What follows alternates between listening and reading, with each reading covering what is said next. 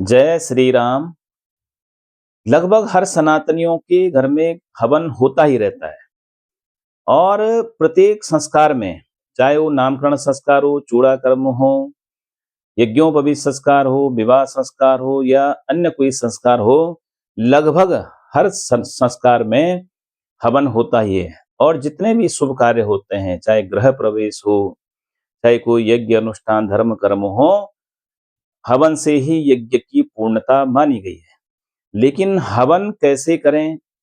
हवन करने के लिए जो हम हवन कुंड बनाते हैं, हवन कुंड लाते हैं, वो किस चीज का होना चाहिए, आहुति कैसे डालनी चाहिए, और आदि सब बातों का आज विचार करते हैं, जानते हैं।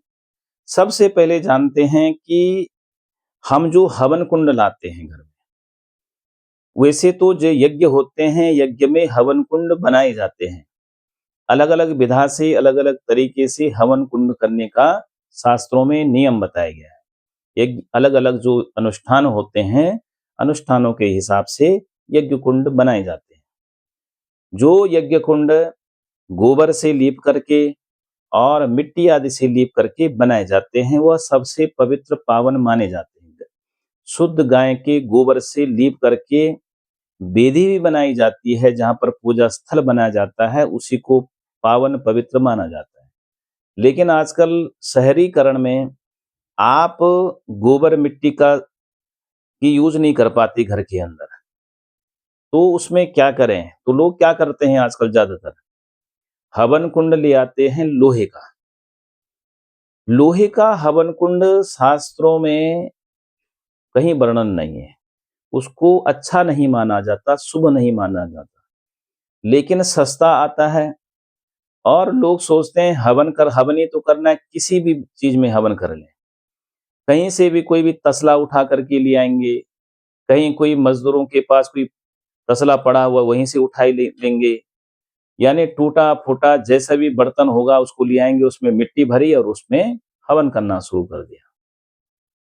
क्या आप भी ऐसे पात्र में भोजन करते हैं? कहीं से भी उठा के ले आए, कोई टूटा फूटा हो, कहीं भी पड़ा हो, कैसे भी बर्तन पड़ा हो, क्या उसमें तुम भोजन कर सकते हो?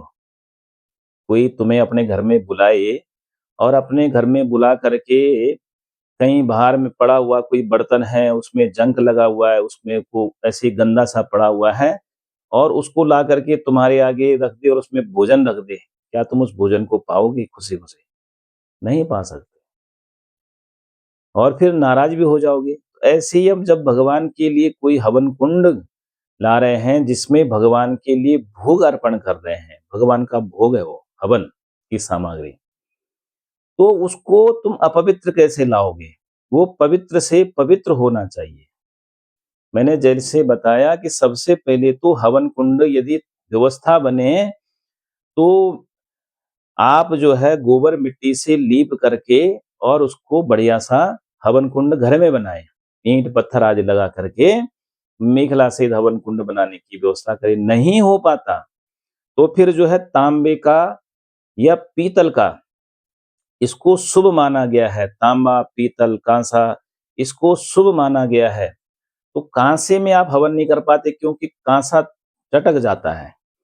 तो तांबा या पीतल को पवित्र माना गया है हवन के लिए। तो यदि आपके पास तांबे की परात है, पीतल की परात है, तो उसको पवित्र करके, उसको गंगा जल आदि से धो करके और फिर उसमें आप हवन करें।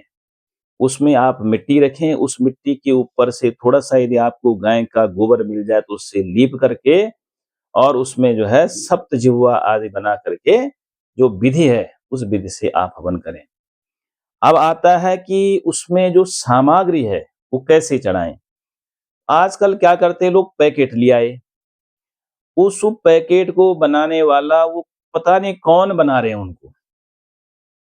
उसको बनाने वाले जो है वो गाय को खाने वाले बना रहे हैं।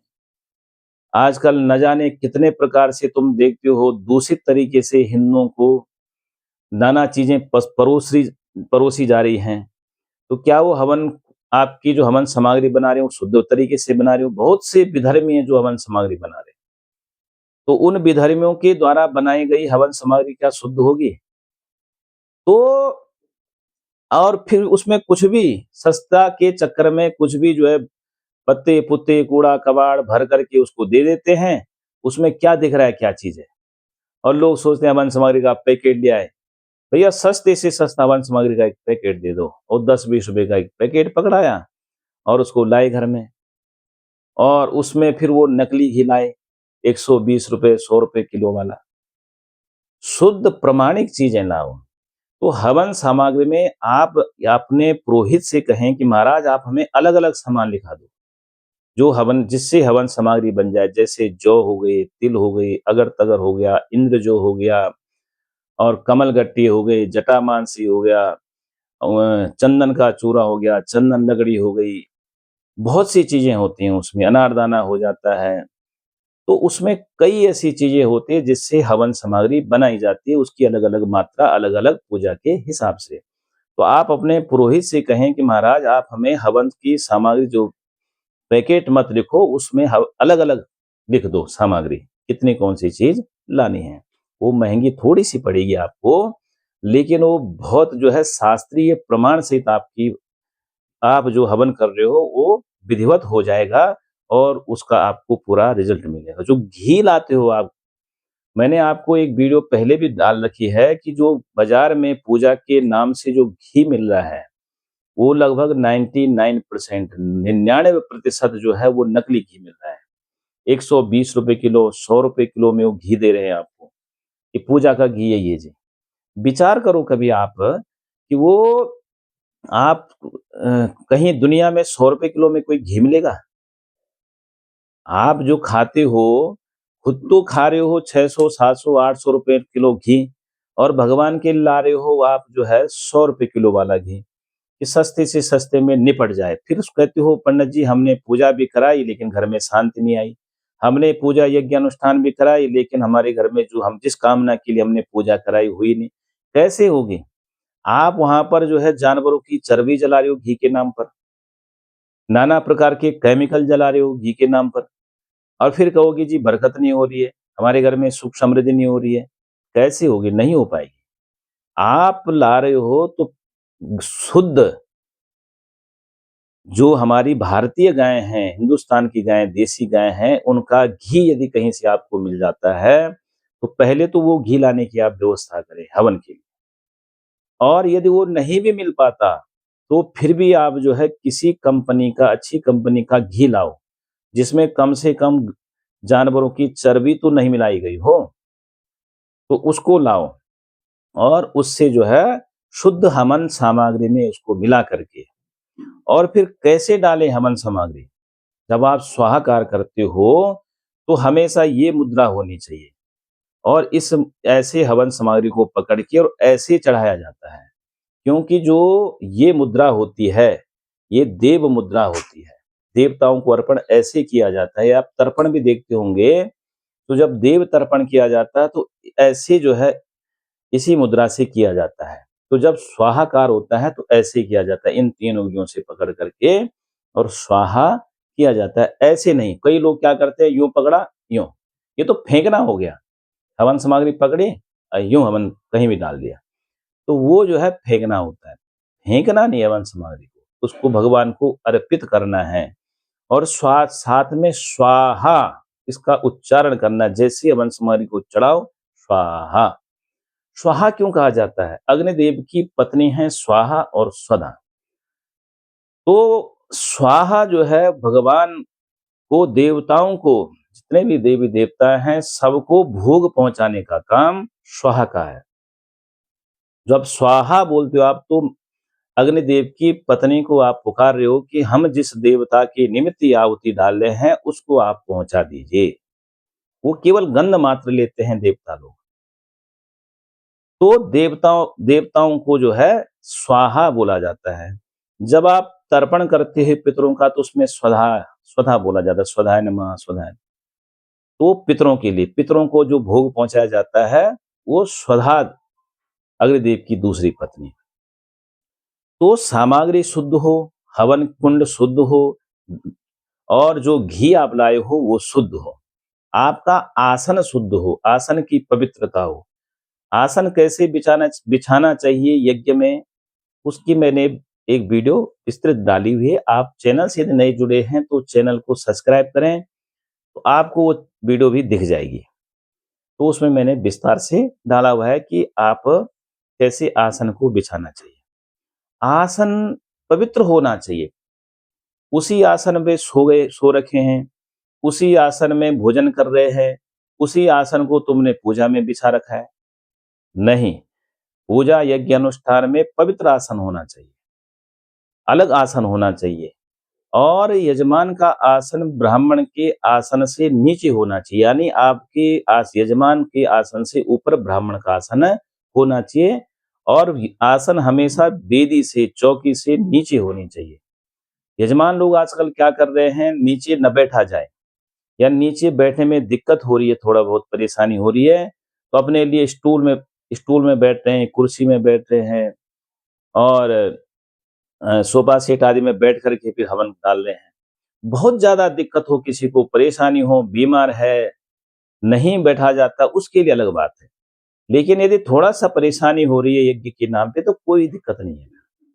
थोड़ा सा भगवान के लिए तपस्या करनी चाहिए। आपके शरीर को कष्ट हो रहा है, वो तपस्या है।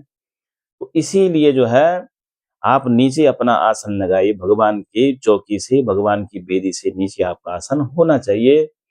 और आसन एक नहीं होना चाहिए पूरा, कि पूरे कमरे में एक दरी, एक चटाई बिछा दी, उसमें सब लोग बैठ गए, वहीं पर पूजा पाठ यज्ञ अनुष्ठान सब उसी में हो रहा। नहीं, ब्राह्मण का आसन अलग होना चाहिए। यजमान का, मुख्य यजमान जो है उसका, सपत्नीक, उसका आसन अलग होना चाहिए। और अन्य लोग जो जितने बैठे हैं उनका आसन फिर अलग होना चाहिए। ऐसा नहीं कि एक दरी, एक चटाई बिछा के सब उसमें बैठ गए पूजा कर दे, नहीं। तो ये भी फिर ध्यान रखना चाहिए। और अब क्या करें, नीचे न डालें सामग्री को। कहते हैं सामग्री यदि नीचे चली गई है, नीचे गिर गई है, वह सामग्री दैत्य ग्रहण करते हैं, उनको राक्षस ग्रहण करते हैं उस सामग्री को। तो इसलिए जितनी सामग्री हम हवन कुंड में डाल सकें सीधे, उतनी ही उठानी चाहिए। कई लोग क्या करते हैं, आधी उधर गिर रही सामग्री, आधा उधर गिर रही है, और फिर उस नीचे हुए जो सामग्री है गिरी हुई, उसको हाथ से उठाएंगे और हवन कुंड में डाल देंगे। ऐसा नहीं करना चाहिए। वो भगवान का भोग है। वो पहले तो नीचे न गिराओ। यदि गलती से कुछ गिर गया तो उसको उठा करके फिर हवन कुंड में नहीं डालना चाहिए। अब क्या तो कहते हैं, शास्त्र में आया है कि समिधा किस चीज की होनी चाहिए।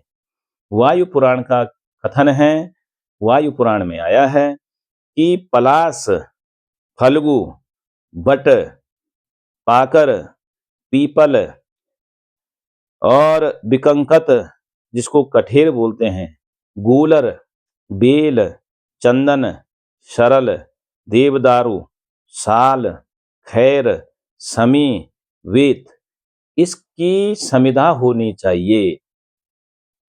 इसकी समिधा आप मंगाएं, और इनकी इनकी समिधा से आप हवन करें। बाकी शास्त्रों में कहा गया है कि इसके अतिरिक्त, भाई सब जगह एक ही जैसी व्यवस्था नहीं हो पाएगी, तो जहां कोई और व्यवस्था हो अपनी व्यवस्था के अनुसार, क्योंकि पूरी दुनिया में सारे पौधे पेड़ नहीं हो पाते। तो यदि ये व्यवस्था न हो पाए तो आपके पास जो व्यवस्था, बहुत जो इसमें लिखा हुआ है, इनके अतिरिक्त यदि कोई कांटे वाले, इसमें भी कुछ कांटे वाले, लेकिन ये शास्त्र विहित है। इसके बाहर कोई यदि कांटे वाली झाड़ आपको मिल जाए, उससे हवन नहीं करना। और जो शास्त्र से बाहर की चीजें हैं उनसे भी हवन नहीं करना। शास्त्र से बाहर जो बातें लिखी है, और कौन कौन सी लकड़ियों से हवन नहीं करना चाहिए उसके बारे में भी आया है, तो मैं उसकी अगली वीडियो बनाऊंगा। थोड़ा ये वीडियो लंबी हो जाएगी। अब इसमें और आगे आता है कि पूर्णाहुति खड़े होकर के ही करनी चाहिए। अब क्यों करें, जब बैठ करके हमने सब आहुति डाल दी, तो पूर्णाहुति खड़े होकर के क्यों करना चाहिए, उसके बारे में अग्नि पुराण में आया है कि मूर्धानम दिव मंत्रेण शुश्रुवेण च धारयेत दध्यादुत्थाय पूर्णा तो नोपविश्य कदाचन। हमेशा जो है खड़े होकर के, मूर्धानम इति मंत्रस्य, इन इति मंत्रेण, इस मंत्र से क्या करें, पूर्णाहुति डाले। कैसे, खड़े होकर के, दध्या उत्थाय पूर्णा तो, खड़े होकर के पूर्णाहुति डालनी चाहिए, जो अंतिम आहुति होती है। तो ये तो है, आज जो है आपको हवन के बारे में मैंने बताया। कैसी लगती है आपको वीडियो? कैसी लगी? तो जिसने भी सब्सक्राइब नहीं किया करें, और ज़रूर बताएँ आप और क्या जानना चाहते हो शास्त्र प्रमाण सहित, क्योंकि आपको जो भी बातें बताई जाएँगी, केवल चैनल को चलाने के लिए नहीं, उल्टी-सुल्टी बातें बता कर के नहीं।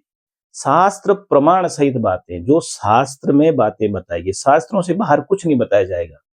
जितना हमारा ज्ञान होगा शास्त्रों से संबंधित, उतना आपको बताएँगे, लेकिन शास्त्रों से बाहर की बातें आपको नहीं बताएँगे, कुछ भी नहीं।